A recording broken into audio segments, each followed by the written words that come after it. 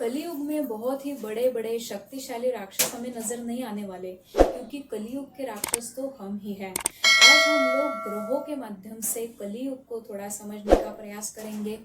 महाभारत युद्ध का जब आखिरी दिन था, यानी कि आज से करीब 7,500 साल पहले जिस दिन दुर्योधन का वध हुआ, उसी दिन से माना जाता है कि कलियुग की शुरुआत हुई थी। उस दिन 2 तारीख थी। कलियुग की शुरुआत ये 2 तारीख से हुई है, इसलिए अंक 2 का प्रभाव हमें कलियुग में देखने को मिलता है।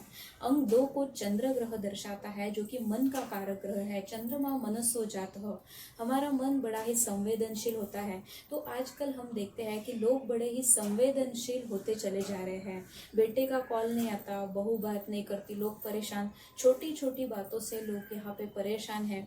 हमारा जो मन है उसकी 2 स्थितियाँ होती है, जिसको हम लोग नॉर्मली द्विधा मनस्थिति कहते हैं। तो ये जो हमारी मनस्थिति है, आंतरिक स्थिति है, इसको ही ग्रहों के माध्यम से दर्शाया गया है हमारे ऋषि मुनियों द्वारा, जिसको कहा गया है राहु और केतु। अब जैसे बाकी ग्रह हमको आकाश में देखने को मिलते हैं, जैसे कि बुध, शुक्र, शनि, बृहस्पति, वैसे राहु और केतु आपको अपनी खुली आंखों से कभी भी आकाश में दिखाई नहीं देंगे, क्योंकि ये हमारी आंतरिक ऊर्जा है, हमारे इंटरनल एनर्जी को राहु और केतु दर्शाते हैं। एक हमारा मन होता है जो हमें कहता है कि मुझे बहुत बड़ा बनना है, ये न के न प्रकारेण मुझे बहुत अच्छा पैसा प्रतिष्ठा पानी है। तो दूसरा हमारा मन कहता है कि क्यों इसके पीछे भाग रहे हो, क्या करोगे ये सब लेके, एक दिन जाना ही तो है। किसी ने थोड़ा भी हमें कुछ उल्टा सीधा कह दिया तो एक मन होता है जो सीधा झगड़ा करने के लिए निकल पड़ता है कि उसकी मुझे ऐसे कहने की हिम्मत ही कैसे हुई, आ भैया अभी तुझे मैं देखता हूँ। तो दूसरा हमारा मन कहता है कि छोड़ो यार, जाने दो, ये जीवन है, ये पॉसिबल थोड़ी है कि हर कोई हर बार हमारे बारे में अच्छा ही बोले। तो राहु जो है वो एक्सटर्नल बातें करता है, हर समस्या का सॉल्यूशन वो बाहर ढूंढना चाहता है, हर खुशी वो बाहर ढूंढना चाहता है। तो केतु ये इंटरनल एनर्जी है जो हमें हमें इंटरनल जो कहता है कि happiness is not outside, it is inside, जो हर समस्या का समाधान अपने अंदर ढूंढना चाहता है।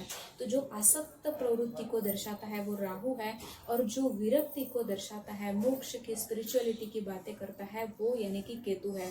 अभी कलियुग की यदि हम लोग बात करें तो कलियुग का कारक ग्रह ये राहु को माना गया है। राहु को कलियुग का कारक ग्रह माना गया है। और राहु एक ऐसा ग्रह है जिसके पास सिर्फ दिमाग है, जो शरीर के ऊपरी हिस्से को दर्शाता है, जहाँ पे सिर्फ दिमाग है, वो सिर्फ दिमाग से काम लेता है, उसके पास दिल नहीं है। तो आजकल हम देखते हैं कि लोग ये न के न प्रकारेण हमें जो चाहिए उसको पाने के लिए किसी भी हद तक जा रहे हैं। आजकल भी, अभी तो कलियुग की शुरुआत है, अभी भी हम देख सकते हैं कि Russia Ukraine war, Israel Palestine war, Bangladesh की अभी घटना हुई। तो कलियुग के शुरुआत में ही ये स्थिति हमें देखने को मिल रही है कि लोग हमें जो चाहिए उसको पाने के लिए लिटरली किसी भी हद तक जाते हुए हमें देखने को मिल रहे हैं। पर कलियुग के अंत का जो वर्णन हमें मिलता है श्रीमद् भागवत पुराण में, उसमें तो बहुत ही भयावह कलियुग के अंत का वर्णन किया गया है कि कलियुग के अंत तक लोग पूरी तरह से भ्रष्ट हो जाएंगे, एक दूसरे को मार के खाएंगे, उनको अपनी इच्छाओं पे, अपने मन पे बिल्कुल भी नियंत्रण नहीं रहेगा। और अंत तक मात्र जिनकी हम उंगलियों पे गिनती कर सके इतने ही धार्मिक अच्छे लोग बचेंगे, बाकी जहाँ पे भी हम देखेंगे राक्षस ही राक्षस हमें देखने को मिलने वाले हैं। तो ऐसा भयावह वर्णन कलियुग का हमें श्रीमद् भागवत पुराण में देखने को मिलता है। तो इन सब से हम कैसे बचें?